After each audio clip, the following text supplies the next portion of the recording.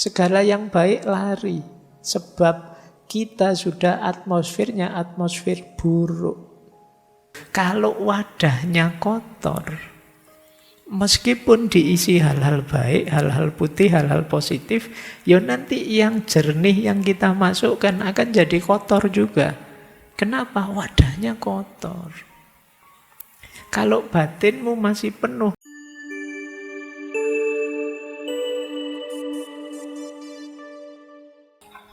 Assalamualaikum warahmatullahi wabarakatuh.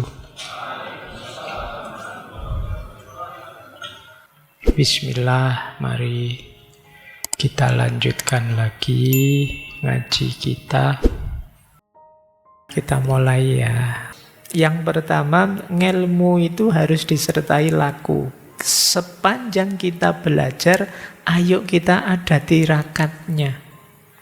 Jangan nyari seneng saja, apalagi ditambah maksiat, ditambah bohong, ditambah curang, ilmumu tidak akan nyampe puncak. Jadi sering saya ilustrasikan ya, kenapa sih Pak? Kan yang penting meskipun saya bohong, ilmunya tetap bisa masuk. Wawasannya juga tetap bisa masuk. Saya melakukan kejahatan apapun kan tetap bisa saya pahami. Saya nyontek pun kan tetap bisa paham. Cara berpikirnya tidak begitu.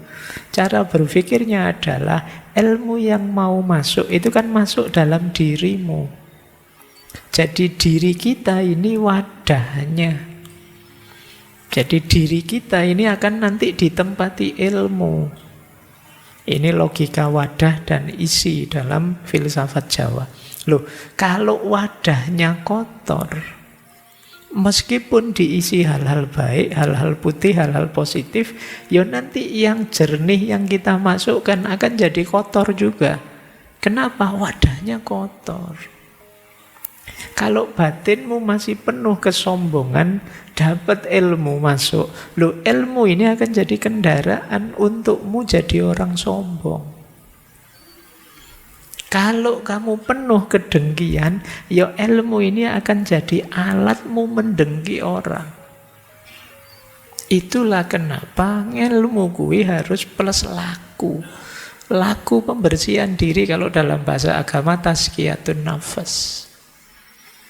Biar wadahnya bersih. Jadi ini untuk teman-teman ya mungkin dosenmu tidak ngerti kamu curang. Dosenmu tidak tahu kamu ngopi saja dari Google, dari ChatGPT dan lain-lain. Tapi masalahnya tidak sekedar nilai. Kalau sekedar nilai sebenarnya nggak terlalu rumit. Kamu sowan saja sama dosennya sambil nggawa salak 10 kilo mungkin aman. Tapi ini loh wadahmu yang kotor. Kamu tidak sadar merusak yang lebih berharga daripada sekedar nilai. Yaitu apa? Jiwamu. Eman-eman. Alah Pak, besok dibersihkan lagi. Tidak sesimpel itu. Karena memperbaiki yang sudah rusak itu jauh lebih berat. Nah, ini mungkin jadi bekal kalian ya. Kalau begitu mending nilai jelek ya Pak daripada curang. Ya mending tidak curang dan nilaimu bagus. Berarti belajar yang lebih serius. Kita sering melalaikan hal kecil-kecil gini. Padahal Al-Quran itu jelas bilang ya, فَمَا يَعْمَلْ مِثْقَالَ ذَرَّةٍ خَيْرًا يَرَهُ وَمَا يَعْمَلْ مِثْقَالَ ذَرَّةٍ شَرًّا يَرَهُ. Jadi kejelekanmu sekecil apapun pasti nanti ada efeknya dan kamu akan melihat, merasakan. Kebaikan juga begitu. Alah Pak, saya tadi ngehack itu cuma iseng saja kok Pak. Iya sih. Mungkin kamu tidak sadar seneng-senengmu itu efek buruknya nanti akan kamu rasakan. Nah, itu ya. Jadi maka ngelmu harus disertai laku.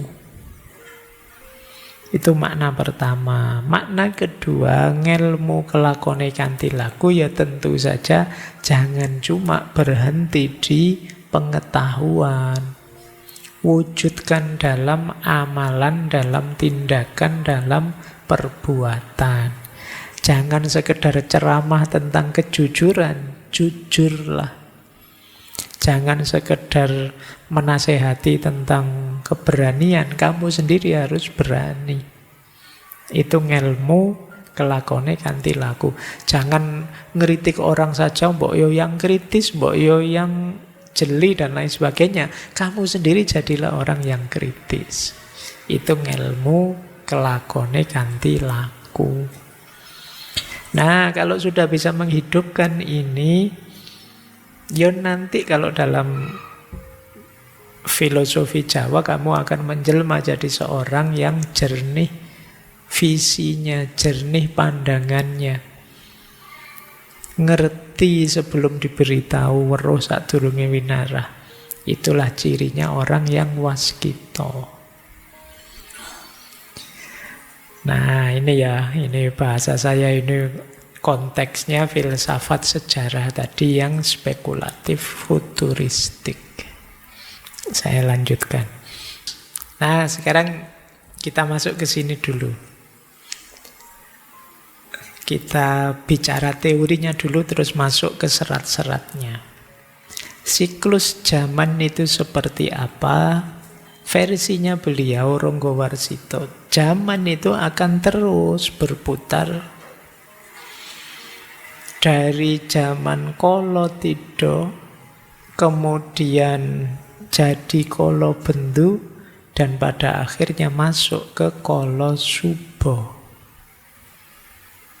Kolotida itu zaman kebingungan, Kolobendu zaman kerusakan, Kolosuba itu zaman makmur tentram. Kalau sudah makmur nanti akan bingung lagi, masuk ke zaman Kolotida. Kalau sudah bingung akan rusak lagi, kemudian akan makmur lagi. Akan terus begitu siklusnya.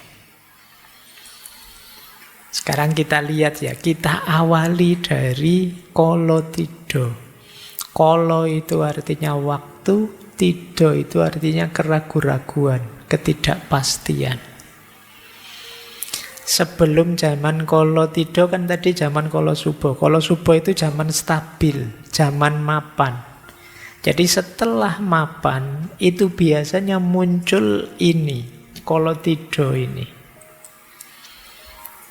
Cirinya apa? Kata Ronggowarsito, orang itu kalau sudah hidup enak, hidup nyaman, biasanya visi hidupnya adalah tidak ingin kehilangan kenikmatan hidupnya.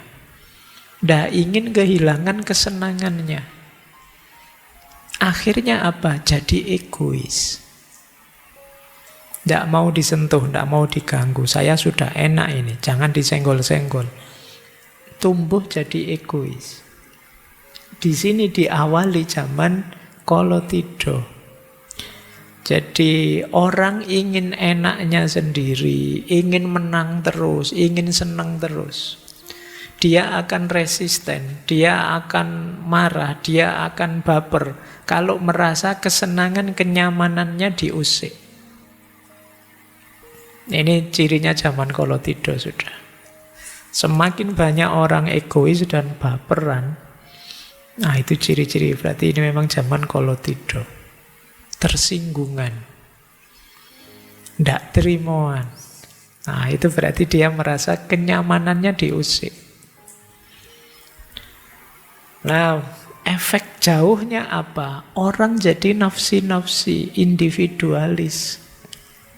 Ndak peduli orang lain, yang penting aku seneng. Yang penting aku nyaman. Setiap orang menganggap aku yang paling benar. Buktinya apa? Aku sekarang enak kok, aku sekarang nyaman kok, berarti aku benar. Kalau orang lain ingin senang, ingin nyaman, harusnya ikut aku, manut aku. Ini zaman Kolotida. Jadi kalau ada fenomena kok ini sekarang kok tambah banyak ya orang egois, merasa benernya sendiri, konflik banyak, hal kecil-kecil jadi konflik. Kemungkinan memang zamannya sedang zaman Kolotida. Dan zaman ini muncul karena ada fase sebelumnya, yaitu fase nyaman, fase mapan. Biasanya orang itu kalau fase ruwet, fase susah itu cenderung lebih kompak. Tapi begitu menang, egoisnya muncul. Jadi ingin enak sendiri, menang sendirinya muncul. Bahkan nanti sampai pada titik benar salah, baik buruk itu tidak penting. Hari ini kita menyebut itu kan era post-truth. Post-truth itu kan melampaui kebenaran. Maksudnya apa? Orang menganggap sesuatu itu benar kalau sesuai kepentingannya, sesuai keinginannya. Jadi era post-truth itu kalau dilihat dari sini sebenarnya menunjukkan zaman sedang zaman kolotido. Bahwa yang aku anggap benar itulah kebenaran. Yang sesuai dengan kepentinganku itulah kebenaran. Semua orang mengklaim benarnya sendiri-sendiri. Nah, kalau kalian punya gaya seperti itu, ya kalian memang gaya versi kolotido. Itu nama lain dari orang bingung. Jadi karena tido itu keraguan-raguan, ketidakpastian. Oke ya, ini zaman transisi dari enak menuju tidak enak. Saya tidak tahu durasinya berapa, tapi pasti siklus itu terjadi. Mungkin bisa lama, sangat panjang, mungkin juga pendek. Kalau ini selesai, biasanya zaman kolotido ini kalau tambah parah, kita tidak bisa mengatasinya, kita akan masuk ke kolobendu. Ini sudah zaman hancur-hancuran. Kalau tadi zaman kolotido itu orang serba ragu-ragu, serba tidak pasti. Begitu masuk ke kolobendu sebenarnya stabil lagi, tapi stabil dalam kerusakan. Stabil dalam angkara murka. Disinilah nanti yang baik dianggap buruk, yang buruk dianggap baik. Namanya zaman kolobendu. Jadi ini nanti yang relevan dengan syairnya Ronggo Warsito di zaman edan dari serat kolotido. Dari luar kelihatan tertib, stabil, tapi stabil dalam ketidakberesan. Kalau semua orang edan itu kan yang tidak edan akan dianggap edan. Kalau semua orang stres, itu yang tidak stres akan jadi yang tidak normal satu-satunya. Jadi yang semula tidak normal dianggap normal, yang semula normal akan dianggap tidak normal. Betul. Oke ya, jadi kalau ada orang, saya itu tidak main TikTok, tidak main itu. Oh zaman kayak gini kan, jadi dia malah tidak normal sendiri. Apa sih game online itu? Dia akan jadi tidak normal sendiri. Jadi ketika semua orang edan, maka yang tidak edan, itulah dia yang edan. Jadi itu, bahasa itunya kan itu. Jadi kalau semua orang tidak waras, ya satu-satunya yang waras itu dia kan beda sendiri. Dialah yang nanti dianggap tidak waras. Ini zaman kolobendu. Kalau di berbagai narasi, ya termasuk nanti di serat kolotido dan serat yang lain, zaman kolobendu itu isinya kebolak, ini yang disebut wolak-wali ing zaman. Yang zalim malah dipuji-puji, yang dizolimi dimaki-maki. Nah, sekarang kan banyak istilah-istilah memaki yang terzolimi. Alah kamu playing victim aja. Alah, kita sering ada banyak diksi-diksi untuk menyerang orang yang terzolimi hari ini. Nah, jadi banyak tindakan tidak adil. Yang jujur ditertawakan. Yang jahat dianggap keren. Wah, hebat orang ini, keren. Berani dia. Nah itu, padahal itu kejahatan. Orang yang mulia disingkirkan. Yang jahat mendapat derajat. Aturan dijungkir balikkan, nilai diputar balikkan. Yang wanita kehilangan rasa malu, yang laki-laki kehilangan kehormatan.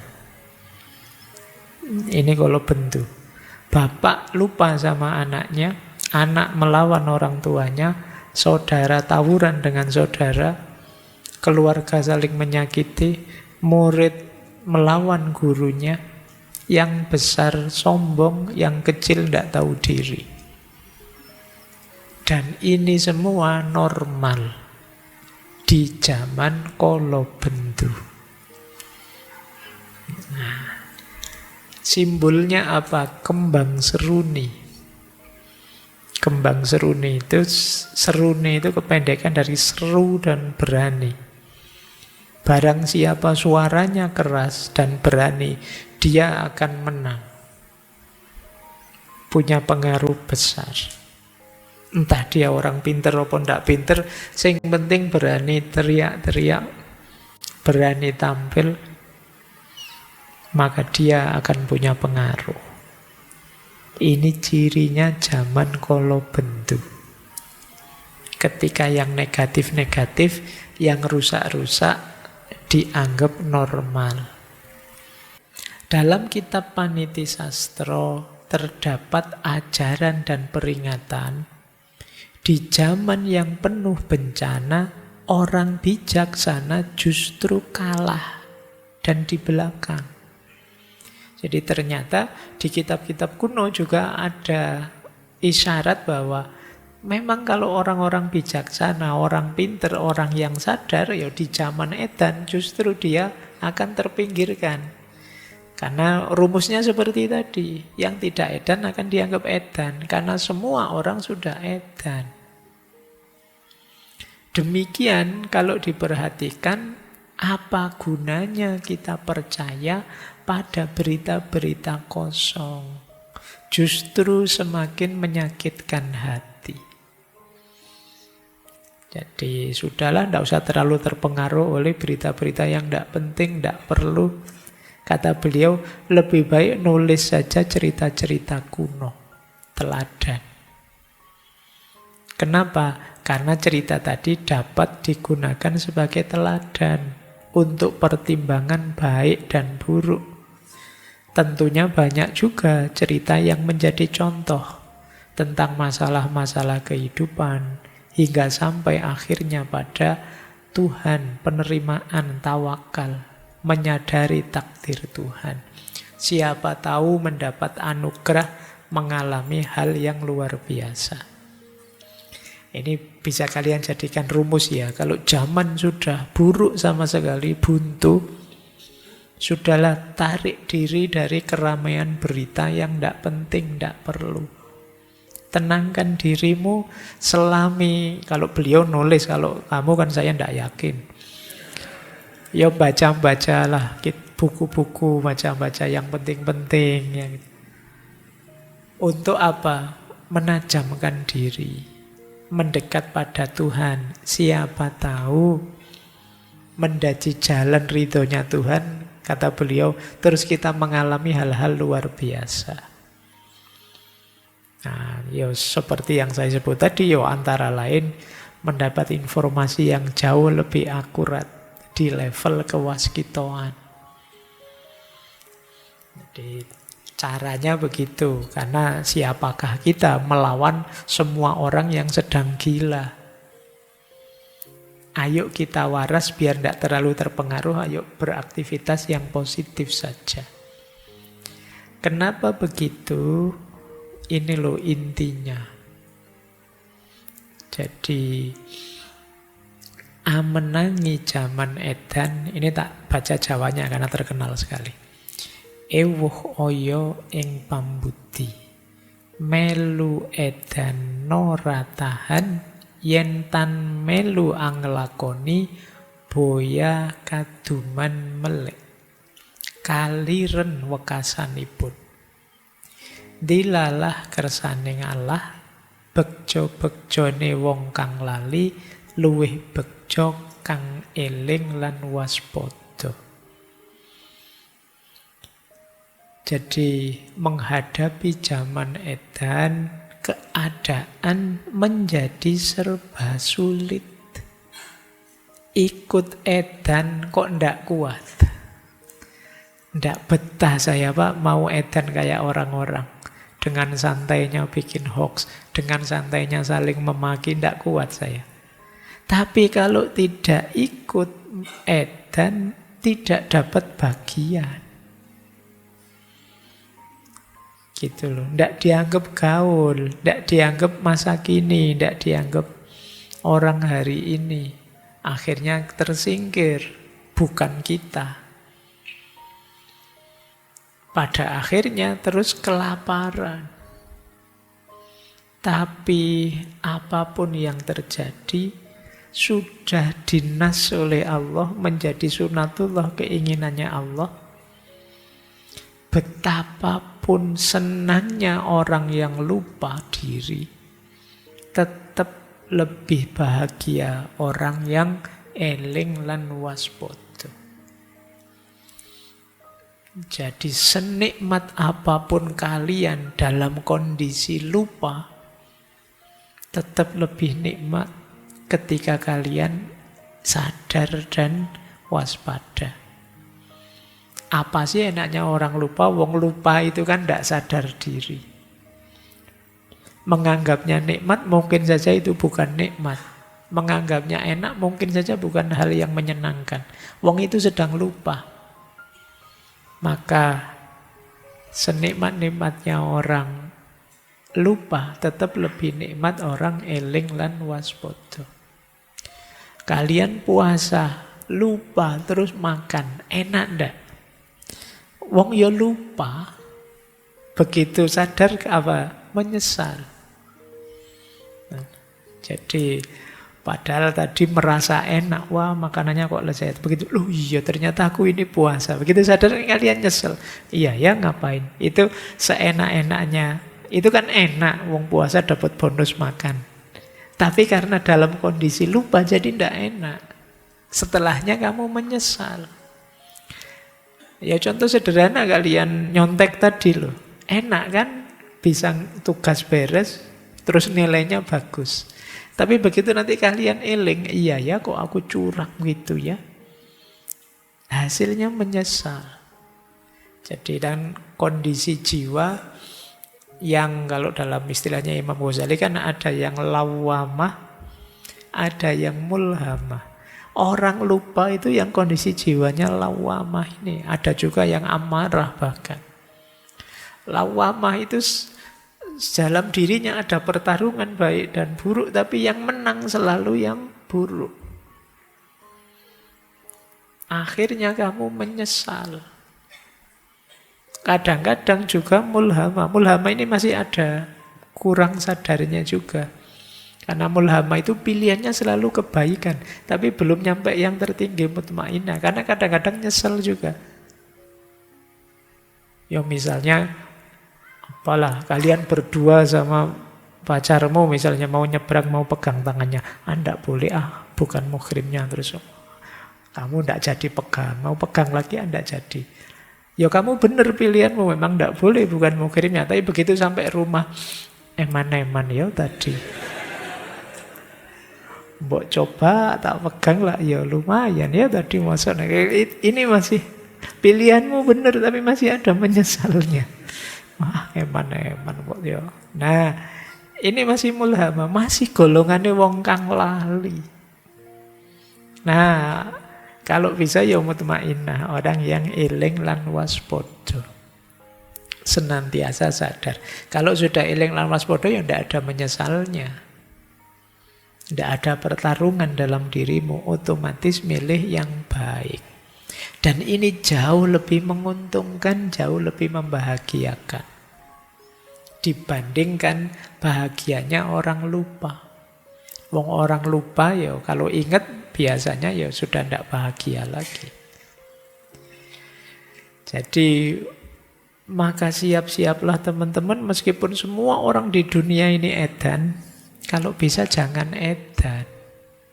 Karena entah kenikmatan apa dari orang yang edan, nikmatmu dalam kesadaran itu jauh lebih besar. Ini jadi rumusnya. Jadi mungkin ini zaman kolotido atau kolobendu, tetap senjatanya eling lan waspada. Eling itu dimensinya vertikal dan kedalaman diri. Sadar diri kita sebagai makhluk Allah, sadar diri kita sebagai khalifahnya, sadar hakikat hidup kita, kenapa kita dihadirkan di muka bumi. Ini namanya orang eling. Kalau waspada itu awas terhadap sekeliling kita. Akalnya hidup terus, hatinya menyala terus.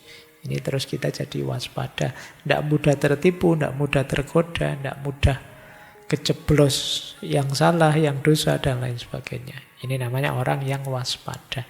Jadi eling lan waspada jadi kuncinya melawan zaman edan. Nah, lanjut ya. Ini kalau ini saya baca cepat ya. Ini cara mengatasinya dengan spiritualitas. Demikianlah perumpamaannya, padahal menginginkan. Bukankah demikian Paman Doblang? Jadi isyarat zaman edan tadi ya, kita harus eling lan waspada. Sebenarnya kita kadang-kadang ya pingin seperti orang-orang itu, betapa senangnya dengan dalam kelupaan mereka. Tapi ya kan lebih menguntungkan kalau kita eling dan waspada. Mungkin benar persangkaan orang, namun dalam batin sesungguhnya hal itu sangat jauh. Jadi orang menfitnah aku macam-macam. Mungkin aku yang jahat, aku yang jelek, aku yang... Mungkin orang-orang benar, tapi sebenarnya tidak begitu, kata beliau. Saya ini sudah tua, mau apa lagi? Sebaiknya menjauh dari keramaian supaya mendapat anugerah kasih Tuhan. Ini kalau dalam bahasa tasawuf. Kalau zaman memang sudah tidak teratasi lagi, saatnya minggir, saatnya kita uzlah, menjauh. Berbeda bagi mereka yang telah teguh sentosa, jiwanya dituntun Tuhan. Betapapun tingkah laku perbuatannya, tidak susah untuk berhasil oleh karena datangnya pertolongan Tuhan. Jadi kalau orang sudah dekat dengan Tuhan, ya apapun yang dia inginkan mudah terwujud. Tuhan senantiasa memberi petunjuk dan pertolongan kepada semua makhluk. Apapun yang diinginkan. Meskipun demikian masih harus tekun ikhtiar. Ayo mendekat pada Tuhan sambil tetap berikhtiar. Ya jangan tidak peduli. Jangan cuek. Nah, kalau saya yang sudah tua ini, kata beliau, sekedar menjalani hidup, hanya bertindak untuk menyenangkan hati, asal tidak masalah. Karena orang tua berkata, ikhtiar itu sesungguhnya memilih jalan agar selamat. Sambil terus berusaha, disertai awas dan sadar yang bertujuan mendapat kasih dan anugerah Tuhan. Jadi intinya di antara solusinya adalah kembali kepada Tuhan, ikhtiar semampunya, kemudian jangan lupa mencari kenyamanan diri kita, penghiburan untuk diri kita. Kata beliau, saya sudah tua, asal tidak membuat masalah lagi, saya melakukan yang menenangkan hati saya. Jadi kuncinya di situ. Kalau sudah mentok, kalian stres, judek luar biasa. Apalagi generasi kalian kan sering dituduh generasi yang lemah, generasi yang itu. Dan kalian juga gampang overthinking. Terdistraksi ini, terdistraksi itu. Kalau solusi dari Ronggo Warsito ya yuk kembali mendekat saja pada Tuhan. Kuncinya di situ. Nah, nanti serat Qolotidho ini diakhiri dengan doa. Jadi, ya Allah, ya Rasulullah yang bersifat pemurah dan pengasih, semoga berkenan melimpahkan pertolongan yang menyelamatkan di dunia hingga di akhirat, tempat hidup hamba. Karena sekarang hamba sudah tua, pada akhirnya nanti bagaimana, semoga ada pertolongan darimu. Semoga dapat sabar sentosa, laksana mati dalam hidup. Nah, ini istilahnya terkenal sekali ya, mati sakjroning urip. Mati sakjroning urip itu matinya hawa nafsu, hasrat-hasrat negatif, hal-hal yang negatif dalam diri kita. Terbebas dari segala kerusuhan, angkara murka menyingkir semua dengan berkonsentrasi diri memohon kasih-Nya Tuhan. Senantiasa melatih hatinya untuk patuh agar dapat mengurungkan kutukan sehingga mendapat sinar terang sekedarnya. Berserah diri agar dapat masuk surga keabadian. Baik, ini bahasa saya tadi ya, ini semacam curhat kalau bahasa anak hari ini tentang situasi zaman di era beliau. Ini mungkin jadi bahan refleksi kita ya. Bagaimana menyikapi wolak-waliking zaman. Lebih dalam lagi untuk solusi-solusi apa yang harus kita lakukan menghadapi wolak-waliking zaman. Ya, Sabdo Jati berarti sabda tentang kesejatian. Oke ya, isinya begini. Jangan berhenti berusaha berbuat kebajikan agar mendapat kegembiraan dan keselamatan, tercapai segala cita-cita, terhindar dari perbuatan yang bukan-bukan, dan harus gemar prihatin. Ayolah ya teman-teman, meskipun masih muda boleh kok mencari rumus prihatinnya masing-masing. Nyari jalan tirakatmu sendiri untuk menajamkan dirimu. Tidak hanya pikiranmu tapi juga batinmu. Ada banyak cara, banyak jalan. Kalian boleh bikin rumus sendiri untuk melatih batin, melatih dirimu. Renungilah dengan seksama, urailah dengan cermat, telitilah jangan sampai salah, endapkan dalam hati. Ini menarik, ini sangat filosofis. Kalau kalian menghadapi sesuatu, jangan kesusu disikapi, jangan kesusu dibales, jangan kesusu dijalani, tapi pertama-tama apa? Renungkan dulu. Berpikir yang dalam dulu, ini sangat filosofis. Kalau sudah kamu urai, biar paham posisinya, kamu teliti.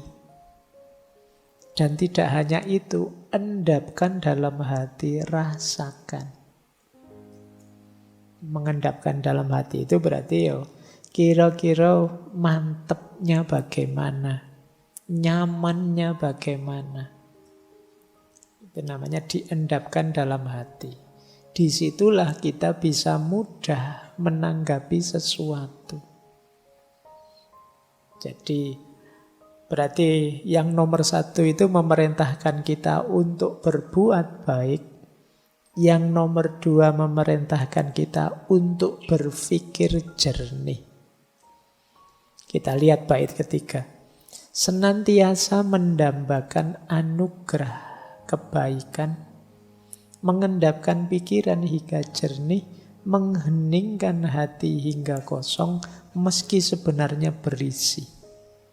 Isinya adalah cipta yang sejati. Kalau ini secara umum nuntun kita untuk mengarahkan gerak hati. Ya, kalau bahasa lainnya, niatnya harus lurus. Jadi selain kebaikan yang kita lakukan, pikiran yang jernih, orientasi dan tujuan serta niat kita yang lurus. Hati kita kosongkan dari kepentingan-kepentingan duniawi, kemudian kita isi dengan yang sejati.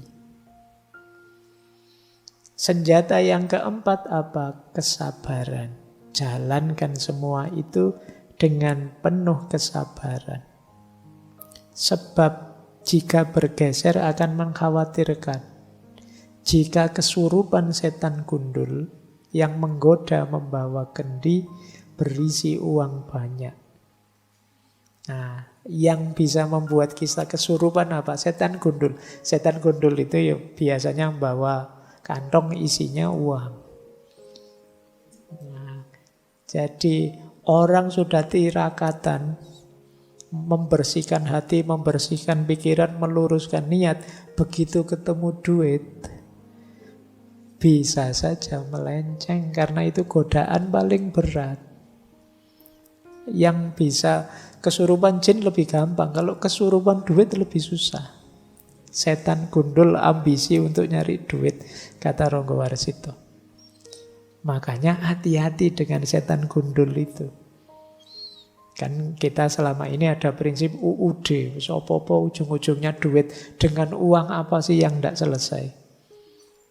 Tapi kalau kita seperti itu, ya kita kehilangan kejernihan diri tadi. Eman-eman. Nah, maka ayo kita prihatin, tirakat, ayo membersihkan pikiran, membersihkan hati, ayo mengorientasikan diri ke arah yang positif, niat yang baik. Mari menjalankannya dengan sabar dan hati-hati kesurupan. Dilanjutkan kesurupan selanjutnya apa? Bila terpengaruh oleh perbuatan yang bukan-bukan, akan menjadi sarang iblis. Senantiasa mendapatkan kesulitan, kerepotan, sulit menenangkan hati, seperti orang mabuk kepayang. Jadi selain duit tadi, kadang-kadang apa? Kita ngurusi hal-hal yang tidak penting, yang tidak ada gunanya, yang efeknya kadang malah negatif. Kelihatan sibuk luar biasa, tapi tidak ada manfaatnya. Jadi kita repot, kita sulit, tapi hati kita tidak tenang, seperti orang mabuk. Kenapa bisa begitu? Biasanya karena kita terpengaruh oleh perbuatan yang bukan-bukan. Ya termasuk kalian ya, sekarang saatnya berarti kita cermati dalam sehari kita ngapain aja sih. Seminggu ini saya ngapain aja, menghasilkan apa, memproduksi apa. Kalau lebih banyak yang tidak penting, yang bukan-bukan, rumusnya beliau berarti sebenarnya diri kita jadi sarangnya iblis. Iblis nyaman dekat-dekat kita karena kita melakukan hal-hal yang tidak penting, yang tidak perlu. Akhirnya apa? Kalau jadi sarangnya iblis, kata Ronggo Warsito, hatinya jadi tidak tenang. Was-was terus. Rasanya kok tidak nyaman terus. Seperti orang mabuk. Kita jalan kemana-mana seperti orang bingung. Tidak ngerti tujuan mau apa. Akhirnya apa? Kalau terlalu banyak melakukan hal yang tidak penting, akhirnya tidak tertarik terhadap perbuatan kebajikan. Terlalu sibuk dengan yang bukan-bukan, perbuatan baik jadi tidak menarik. Segala yang baik lari, sebab kita sudah atmosfernya atmosfer buruk. Lupa Tuhan, lupa dengan ajaran Tuhan, ajarannya musnah berkeping-keping. Jadi dunia sekeliling kita akhirnya negatif semua. Yang positif kita lupa sudah. Nah, Bukankah banyak orang pinter, banyak orang cendekiawan dan lain sebagainya. Tapi kata Ronggo Warsito apa? Namun demikian, yang melihatnya bagaikan matanya kemasukan pasir. Orang cerdas intelektual itu melihat semua itu kayak orang kelilipan. Jadi tidak terlalu peduli. Tidak kelihatan aslinya apa. Tidak melihat betapa sengsara, betapa banyak kebingungan, betapa banyak keresahan di sekelilingnya. Itu bahasa beliau seperti orang kelilipan. Yang bisa melihat itu kan ya tadi istilah beliau ya ada orang pinter, ada para alim dan lain sebagainya. Itu tidak peduli dengan apa yang terjadi tadi. Seperti orang yang matanya kena pasir. Akhirnya apa? Banyak orang yang bersujud pada yang jahat. Orang jahat, orang buruk ditunduki sedemikian rupa dianggap utusannya Tuhan. Nah, ini mulai sekarang kalau bahasa kita mempertuhankan yang bukan Tuhan. Bahkan orang jahat kita anggap utusannya Tuhan. Itu ketika kita tidak bisa tadi, tidak bisa tirakat, tidak bisa membersihkan hati, tidak bisa sabar, dan lain sebagainya. Nah, coba kita cek diri kita. Kata beliau selanjutnya begini, tapi bagi orang yang bijaksana, biasanya cirinya apa? Galau hatinya. Jadi, kenapa hatinya galau? Jika tidak ditiru, tidak ikut orang lain, dia disalahkan. Dan hidupnya jadi tanpa makna, tapi kalau ditiru, hidup jadi hina. Jadi orang bijaksana, dia bisa melihat, tapi dia bingung. Kalau saya ikut orang-orang, hidup ini jadi tidak ada maknanya. Tapi kalau saya ikut orang-orang, hidup ini jadi hina. Milih mana kamu, hidup tidak bermakna atau hidup hina? Nah, itu berarti kata Ronggo Warsito tidak percaya kepada Tuhan. Lagi-lagi beliau mengakhiri, yuk kembali sajalah pada Tuhan, pencipta segala sesuatu. Mereka yang sungguh-sungguh akan berhasil. Kebahagiaan akan datang atas kemurahan Tuhan. Tuhan mengabulkan semua permintaan jika dilakukan dengan tulus. Tuhan akan menolong, tidak kurang sandang pangan, terkabul semua keinginan.